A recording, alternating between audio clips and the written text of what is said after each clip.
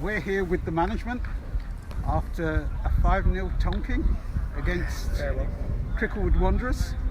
Here we are at Wembley FC. There's no arch here, and no rainbow either for us. Tilt in the pitch as well. But, Right. Come on, it's 5-0. The easiest way to start is, how did this happen? What happened? Let's break it down into phases. I just thought they were the better team. I mean, all over the pitch, they were sharper, quicker than us. The intensity was more, the hunger and fight, which is first and foremost in any sort of game you have to match. They had it more than us. I think at the moment, if I'm looking at obviously last week as well, we're lacking a bit of experience. I mean, in terms of myself and Stu, when we're giving out instructions before the game, it's not really been implemented on the pitch. Especially when you're coming away from home, starting off narrow, tight, playing the game into phases. We're not doing that. And I think it's showing at the moment, especially through our spine. We just need a bit more experience back. We're not going to talk about obviously the players missing and who were missing from last season. We have to work with what we have at the moment. But the quality, I think, is not good enough at the moment, especially when we're getting into the final third. I don't know how many times we turned over possession today. Unforced errors, simple things. It's just all over. It just needs to be better. So obviously myself and Stu and management, we'll get our heads together and then put a plan together for Wednesday, big game Saturday, because we can't have a performance like this again. Stu, welcome back. Thank you. Saturday. Thank you. Right, we were going to start with asking you, how does Poch feel? Yeah, right? But we'll ask how Stu is blocked feeling. me at the moment. Yeah, he's blocked me out. I thought I was going to give him some tips, but it's the other way You've around. lost a Twitter follower, have you? Yeah. Still got those. Thanks to you. Right. What was your reading, Stu? Because you were on the sidelines and you could see the kind of sense of the body language. Yeah, I mean, Gaffer summed it up completely. We had a plan of what we were going to do today, and it just wasn't delivered on the pitch. So there's, as an ex-player, there's nothing much more frustrating than being a coach and not being able to influence it. I can't put myself on. I've tried it sometimes. Exactly. You can't put yourself on to deliver. You've got to. Yeah, I'm croaking already. It was one of them days where nothing went our way, but and we've told the lads, so there's no secrets. They just didn't perform today, and for me, the worst thing was the passion just wasn't there. We all know what Clapton means to us, to everything, and the lads need to understand that as well. That we've got 100 people here today or something like that. Again, coming singing right over West London, 5 didn't stop down, singing, still singing and shouting their names, and it's embarrassing, to be honest, from our point of view, that we put in a performance like that. The score is irrelative.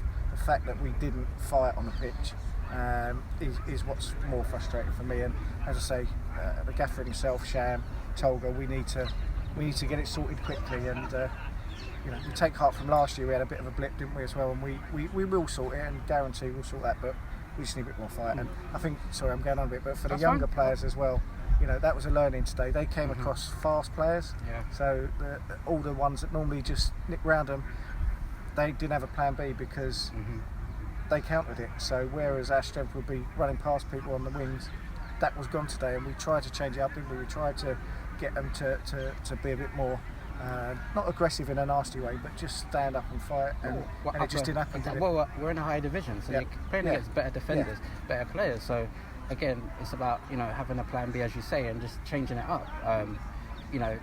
We'll keep coaching that, because obviously we're coaches. That's what we have, and they're good players. On one bad performance, you don't become bad players overnight.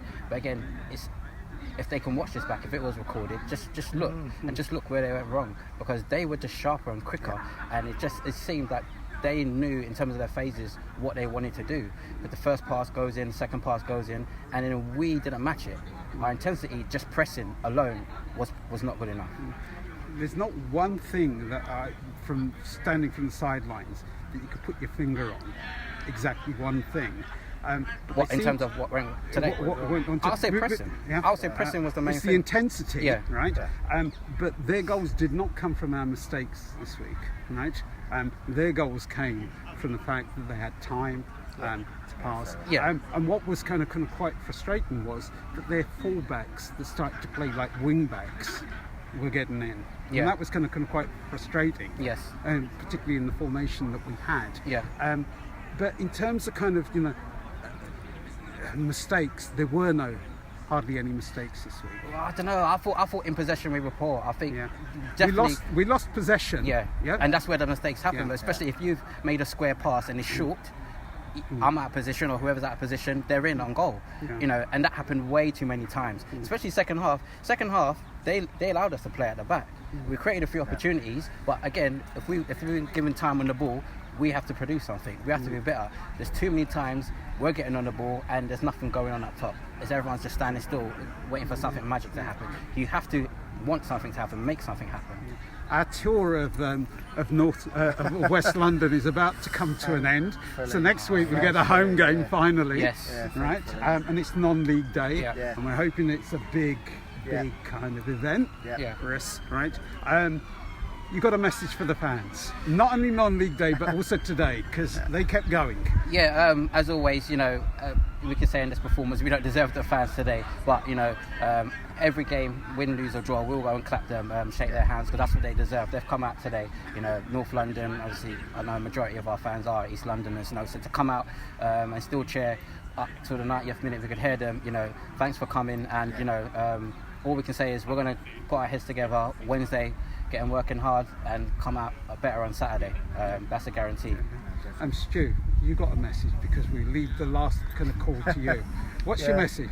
Well, I have to say I apologise to the fans, and they were all hugging and saying we love you, and not just me obviously, but they love the club and all that. So and your Twitter followers. thank you, and Twitter @Purcell Stu. Yeah. But no, it has been a hell of a journey to get up last year, and we promise you we will react to this, and we'll give you a team that you deserve and a fight that you deserve. But as always, we go again Saturday, don't we? Yes. And, that's what we were looking for. We go again. Saturday, and looking forward to being at home. So come down, and we'll see you there. Okay. Thank you. Thank you. Guys.